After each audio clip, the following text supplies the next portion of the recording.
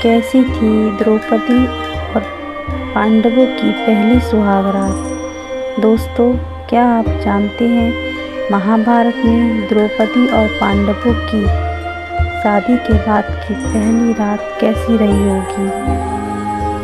महाभारत की कहानी कौरवों और पांडवों के बीच हुए युद्ध पर आधारित है। महाभारत में द्रौपदी के साथ जितना अन्याय होता हुआ दिखाई देता है, उतना अन्याय इस महाकथा में किसी अन्य स्त्री के साथ नहीं हुआ। द्रौपदी संपूर्ण नारी थी और शायद द्रौपदी भारतीय पौराणिक इतिहास की प्रथम और अंतिम महिला थी जिसके 5 पति थे और जो 5 पुरुषों के साथ रमण करती थी। लेकिन 5 पुरुषों से विवाह करने के बाद उसने सभी पांडवों के साथ सुहागरात कैसे मनाई होगी, या वह 5 पांडवों को कन्या कैसे रूप में मिली होगी। द्रौपदी महाभारत की वो पात्र है जिसके अपमान के कारण ही इतिहास का सबसे भयंकर रक्त रंजित युद्ध हुआ। महाभारत में द्रौपदी का चरित्र जितना अनोखा है, उसके जन्म की कथा भी उतनी ही चमत्कारी है। द्रौपदी राजा द्रुपद की पुत्री थी जिसका जन्म यज्ञ की अग्नि से हुआ था। इससे जुड़ी कथा भी बड़ी ही रोचक है दोस्तों। राजा द्रुपद और कौरव पांडव के गुरु द्रोणाचार्य एक समय में बहुत ही अच्छे मित्र हुआ करते थे। बचपन में द्रुपद ने द्रोणाचार्य को यह वचन दे दिया था कि जब वह राजा बनेंगे तो अपना आधा राज आपस में बांट लेंगे। परंतु राजा बनने के बाद द्रुपद ने द्रोणाचार्य को आधा राज देने से मना कर दिया और अपने राजसभा से अपमानित करके निकाल बाहर कर दिया। द्रुपद के हाथों अपमानित होने के बाद द्रोण भटकते भटकते हस्तिनापुर पहुँचे, जहाँ भीष्म पितामह ने द्रोणाचार्य को हस्तिनापुर के राजकुमारों को शिक्षा देने का कार्य सौंप दिया। तत्पश्चात गुरु द्रोण कौरवों और पांडवों को अस्त्र शस्त्र की शिक्षा देने लगे। यूं ही समय बीतता गया और जब कौरवों और पांडवों की शिक्षा पूर्ण हो गई, तब गुरु द्रोण ने उनसे गुरु दक्षिणा में पांचाल देश मांग लिया। गुरु के आदेश पाते ही पहले कौरवों ने पांचाल देश पर आक्रमण कर दिया, लेकिन उन्हें द्रुपद के हाथों पराजित होना पड़ा। फिर पांडवों ने पांचाल देश पर आक्रमण कर राजा द्रुपद को बंदी बना लिया और अपने गुरु के समक्ष पेश कर दिया। तब गुरु द्रोणाचार्य ने जीते हुए पांचाल देश का आधा भाग राजा द्रुपद को दे दिया और शेष आधे राज्य का राजा अपने पुत्र अश्वत्थामा को बनाया।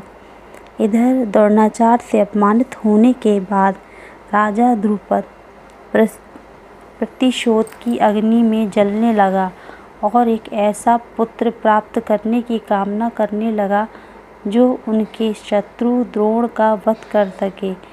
इसके लिए उन्होंने एक ऋषि के कहने पर पुत्र प्राप्ति यज्ञ शुरू कर दिया। इसी यज्ञ की अग्नि से पुत्र धृष्टद्युम्न के साथ एक पुत्री द्रौपदी भी प्रकट हुई।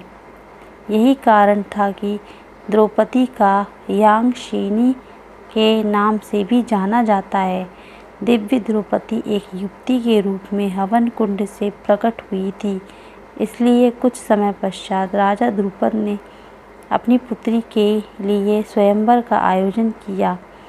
अपनी पुत्री के स्वयंवर के लिए राजा द्रुपद ने सभी राज्यों के राजाओं को आमंत्रित किया। उधर जब द्रौपदी के स्वयंवर की घोषणा हुई, तब माता कुंती सहित 5 पांडव लक्षागृह कांड के बाद ब्राह्मण के वेश में वन में रहते थे। जब इस बात की उन्हें सूचना मिली कि द्रौपदी का स्वयंवर हो रहा है और वहाँ श्री कृष्ण भी आएंगे। तो पांचों पांडव उनकी दर्शन की अभिलाषा करते हुए पांचाल देश की ओर निकल पड़े और स्वयंवर के दिन पांचाल जा पहुँचे। उधर स्वयंवर शर्त के रूप में राजा द्रुपद ने एक यंत्र में बड़ी सी मछली को रखा जो घूम रही थी। शर्त के अनुसार उस घूमती हुई मछली की आँख में नीचे तेल पात्र में उसकी परछाई देखकर तीर मारना था।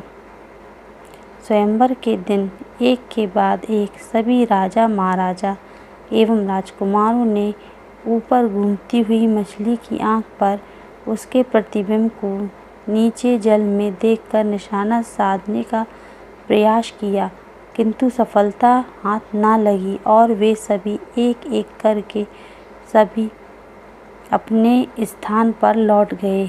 इन असफल लोगों में जरासंध, शल्य, शिशुपाल, दुर्योधन और दुशासन आदि कौरव भी सम्मिलित थे। कौरवों के असफल होने पर ब्राह्मण के वेश में स्वयंवर सभा में उपस्थित अर्जुन ने तेल पात्र में मछली की परछाई को देखते हुए एक ही बाण से मछली की आँख भेद दी। इसके तुरंत बाद द्रौपदी ने आगे बढ़कर अर्जुन के गले में वरमाला डाल दी। उधर राजा द्रुपद को यह चिंता सता रही थी कि आज बेटी का स्वयंवर उनकी इच्छा के अनुरूप हुआ है। राजा द्रुपद की इच्छा थी कि उनकी पुत्री का विवाह एक पराक्रमी राजकुमार के साथ हो, लेकिन वे यह नहीं जानते थे कि ब्राह्मण वेश में यह पांडुपुत्र अर्जुन ही है। स्वयंवर के बाद पांचों पांडव द्रौपदी के साथ माता कुंती के पास जाने के लिए वन की ओर निकल पड़े। कुछ समय बाद पांचों पांडव द्रौपदी सहित वन में स्थित अपनी कुटिया के द्वार पर पहुँचे। वहां पहुंचकर अर्जुन ने बाहर से ही माता को आवाज़ लगाई और कहा कि माता देखो, आज हम लोग भिक्षा में क्या लाए हैं। चूँकि उस समय उनकी माता कुंती कुटिया के अंदर भोजन बना रही थी, इसलिए उन्होंने बिना देखे ही यह कह दिया कि भिक्षा में जो कुछ भी लाए हो उसे आपस में बराबर बांट लो।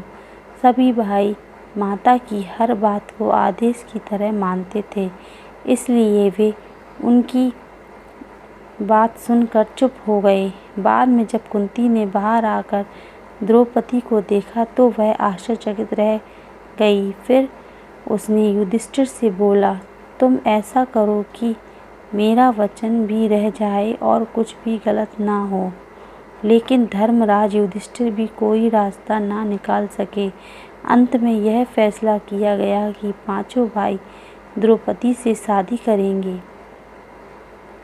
इधर जब इस घटना का पता राजा द्रुपद को लगा तो वो भी परेशान हो गए और उन्होंने सभी सभा में बैठे भगवान श्री कृष्ण और महर्षि व्यास जी से कहा कि धर्म के अनुसार किसी स्त्री के 5 पति कैसे हो सकते हैं। तब महर्षि व्यास ने कहा, राजा द्रुपद, द्रौपदी को उनके पूर्व जन्म में भगवान शिव ने ऐसा ही वरदान दिया था कि यह समस्या उत्पन्न होगी और भगवान शिव की बात अन्यथा कैसे हो सकती है। इस तरह महर्षि व्यास के समझने पर राजा द्रुपद अपनी बेटी द्रौपदी का पांचों पांडव के साथ विवाह करने को राजी हो गए। इसके बाद सबसे पहले द्रौपदी का विवाह पांडवों में ज्येष्ठ युधिष्ठिर के साथ हुआ और उस रात द्रौपदी ने युधिष्ठिर के साथ अपनी पत्नी धर्म निभाया। फिर अगले दिन द्रौपदी का विवाह भीम के साथ हुआ और उस रात द्रौपदी ने अपना पत्नी धर्म भीम के साथ निभाया। इसी प्रकार अर्जुन, नकुल, सहदेव के साथ ने अपने दूसरे पतियों के साथ अपना पत्नी धर्म निभाया। तो आपको बता दें दोस्तों कि इसके पीछे भी भगवान शिव का ही वरदान था।